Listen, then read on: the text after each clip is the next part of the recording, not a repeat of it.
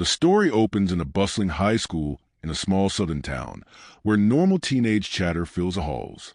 But the atmosphere shifts when 17-year-old Jalen Brooks, a black honor student and athlete, is summoned to principal's office. Jalen, tall and soft-spoken, wears his hair in neatly kept locks, a style that connects him to his heritage and identity. For him, it's more than hair, it's family, culture, and pride. But to Principal Whitmore, a stern man with a reputation for strict discipline, Jalen's hairstyle is seen as unprofessional and against school dress code.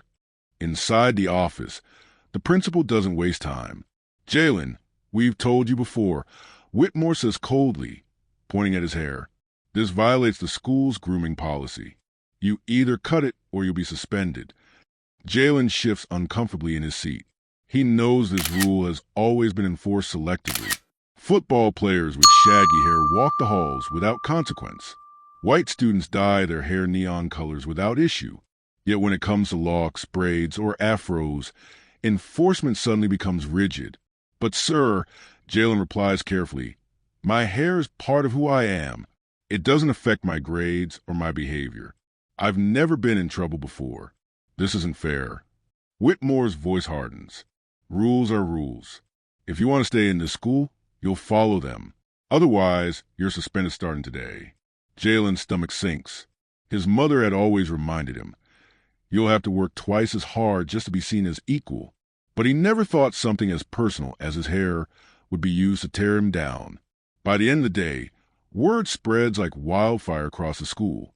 Jalen Brooks, top of his class, captain of the track team, already accepted into 3 universities, has been suspended over his hair. Some whisper that he should have just cut it to avoid trouble. Others shake their heads, angered that a student so dedicated and hardworking could be punished for something so small. At home, his mother, Angela Brooks, is furious. "They can't do this to you, Jalen. Your hair is not a crime." She reaches out to the school board, but her calls go unanswered. That night, Jalen sits at his desk staring at his college acceptance letters. His future feels like it's slipping through his fingers, all because of a rule that was never applied equally. He feels humiliated, powerless, but somewhere deep inside, a quiet resolve begins to grow. What Jalen doesn't know yet is that this injustice won't be the end of his story. It will be the spark that ignites something far bigger than himself, something that will shake the entire school system and make national headlines. The cliffhanger lands when Jalen, staring into his mirror, whispers, "If they want me silent, they picked the wrong fight." The morning after Jalen's suspension, the school felt different. Hallways that were usually filled with the noise of teenage chatter seemed strangely subdued. Students huddled in small groups, whispering about what happened. Some of Jalen's closest friends couldn't believe it. "Suspended for his hair?" whispered Malik, his best friend and teammate on the track squad. "That's messed up." Others nodded, recalling times they'd seen similar unfairness. Black students being told their natural hair was unruly, while white students with shaggy, long, or even brightly dyed hair roamed the halls freely without punishment. By second period, the story was everywhere, not just in school, but on social media.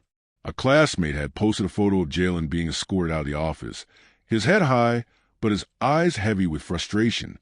The caption read, "This is what happens when you're black in Pineville High. Suspended for his hair. Hashtag justice for Jalen." Within hours, the hashtag began trending locally. Students started reposting the story, tagging news outlets and demanding answers. Meanwhile, inside his home, Jalen scrolled through the comments on his phone. Messages of encouragement poured in. "Stay strong, bro. You didn't deserve this." Cutting your hair for them means losing part of yourself. "We got your back." For the first time since the suspension, Jalen felt something besides humiliation. He felt supported. The following day, something unexpected happened. A group of students showed up to school wearing head wraps, braids, and even wigs, styles meant to mimic or celebrate black hair. They carried signs taped to their backpacks. "Hair is not a crime," "Stop policing identity," and "Justice for Jalen." At lunch, Malik stood on one of the tables in the cafeteria, his voice ringing out over the noise. "They say rules are rules, but whose rules? Why do they only apply when it's our hair? Jalen is one of the best students this school has ever had. If they can do this to him, they can do it to any of us. Cheers erupted. Phones went up, recording the moment. Even students who had never spoken out about injustice before found themselves clapping and chanting, "Justice for Jalen! Justice for Jalen!" Teachers tried to quiet the uproar, but the energy was electric. For the first time, the students weren't afraid. They were united. That afternoon, the principal held an emergency assembly. Principal Whitmore stood at the podium, his face tight with irritation. "Students," he began, "we understand you may disagree with school policies, but disrupting class and spreading misinformation online will not be tolerated." Boos rang out from the crowd. A student shouted, "Where was this energy when you suspended him for no reason?" Whitmore's face reddened. Jalen Brooks violated the grooming policy. End of story. But it wasn't the end. After the assembly, a group of students marched out of the building, chanting as they went. Parents began to arrive, alerted by their kids and by the rapidly spreading news online. Local reporters showed up, cameras rolling, eager to cover the growing protest. Angela Brooks, Jalen's mother, stood in the crowd clutching her son's photograph. Her voice cracked as she spoke to a reporter. "My son has done everything right. He studies. He helps in the community. He represents his school with pride. And this is how they treat him? Over hair that grows from his head? This isn't discipline. This is discrimination." The footage aired that evening on local TV, and by morning, national outlets were calling. The story of suspended black student had struck a chord with people across the country. Back at home, Jalen watched the coverage with wide eyes. His suspension had become a movement. What started as a personal humiliation was turning into something far bigger, something he never could have imagined. But with the attention came pressure. School officials doubled down, and Whitmore was more determined than ever to prove his authority. Behind closed doors, he was already planning his next move. The section closes on a tense cliffhanger. Jalen scrolling his phone late at night, watching the protest videos. His mother walks in and says softly, "Son, this is bigger than us now." Jalen exhales, whispering to himself, "Then I better be ready." By the third day of Jalen's suspension, Pineville High was no longer just a quiet school in a sleepy town. It was the center of a storm. Cars lined the street outside. Reporters held microphones, and protesters carried signs demanding justice. The Brooks family kitchen had been turned into a kind of war room. Flyers from civil rights organizations were spread across the table. Angela's phone buzzed nonstop with calls from journalists, community leaders, and even strangers offering support. Then came a knock at the door. A tall woman in a navy blazer introduced herself as Attorney Michelle Carter, a lawyer known for taking on discrimination cases. She didn't mince words. "Mrs. Brooks, your son's rights have been violated. This isn't just about a hairstyle. It's about equal treatment under the law. If you're willing, I'd like to take this case pro bono." Angela glanced at Jalen, who sat quietly at the table. His eyes held both fear and hope. "Pro bono," she repeated. "No cost to you," Carter assured. "We'll fight this together." Jalen finally spoke. "Do you really think we can win?" Carter leaned forward. "This case isn't just winnable, Jalen. It's necessary. What they've done to you is bigger than suspension. It's systemic bias, and it needs to be exposed." The decision was made. By that evening, a lawsuit had been filed against Pineville High and the district, alleging racial discrimination and violation of civil rights. The story exploded. National headlines read, "Black student suspended over hairstyle sparks outrage." Discrimination in Pineville? Parents and students demand change. Is hair a crime?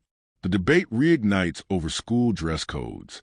On talk shows and news panels, activists debated the issue. Some dismissed it as a minor school rule blown out of proportion, but others, including prominent civil rights leaders, pointed out a painful truth. Rules about professional or neat appearance had long been used to target black identity, especially natural hairstyles.